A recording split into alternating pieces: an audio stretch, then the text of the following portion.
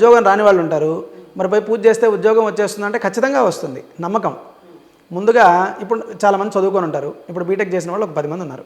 10 మందిలో ఒక 10 మందికి నమ్మకం లేదు. 9 మందికి నమ్మకం లేదు. ఒకళ్ళకి మాత్రమే నమ్మకం ఉంది. 9 మందికి ఉద్యోగం వచ్చింది. ఒక్కళ్ళకి ఉద్యోగం రాలేదు. మరి ఇతను నమ్మాడు. మరి దేవుడు లేడా అంటే ఉన్నాడు. ఖచ్చితంగా ఉంటాడు. కాకపోతే వీళ్ళకి ఆ బలం ఇంకా రాలేదు. ఆ 9 మందికి బలం ఉంది. కానీ ఈ ఒక్కడికి పూజ చేసుకుంటే వెంటనే ఉద్యోగం వస్తుందా అంటే ఆ 9 మంది కంటే కూడా ఇంకా మంచిది వస్తుంది.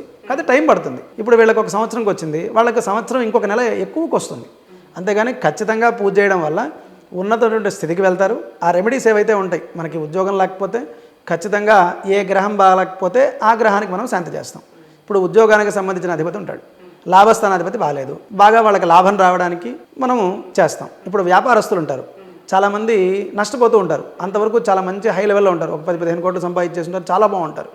అలా సంపాదించి ఒక్కసారిగా చాలా డౌన్కి వస్తారు వాళ్ళు. కారణం ఏంటి అంటే అన్ని రోజులు బాగున్నప్పటికీ ఒక్కసారి ఏలనాటి శని ప్రభావం రావడం, ఆ శనిలో అంగారకుడు యొక్క సమ్మేళనం జరగడం, ఇలాంటివి జరిగినప్పుడు ఏమవుతుందంటే ఒక్కసారిగా వాళ్ళు చాలా డౌన్కి వస్తారు. గురువు నీచబడడం ఇలాంటివి జరిగినప్పుడు. మరి ఎందుకు వచ్చారు కిందికి వాళ్ళు? మరి అన్ని రోజులు చాలా బాగున్నారు కదా అని అంటే ఆ కిందికి వచ్చినా మళ్ళీ దానికి సంబంధించినటువంటి రెమెడీస్ చేసుకుంటే అంతకు మించి ఇంకా రెండింతలు బలంగా ముందరికి వెళ్తారు.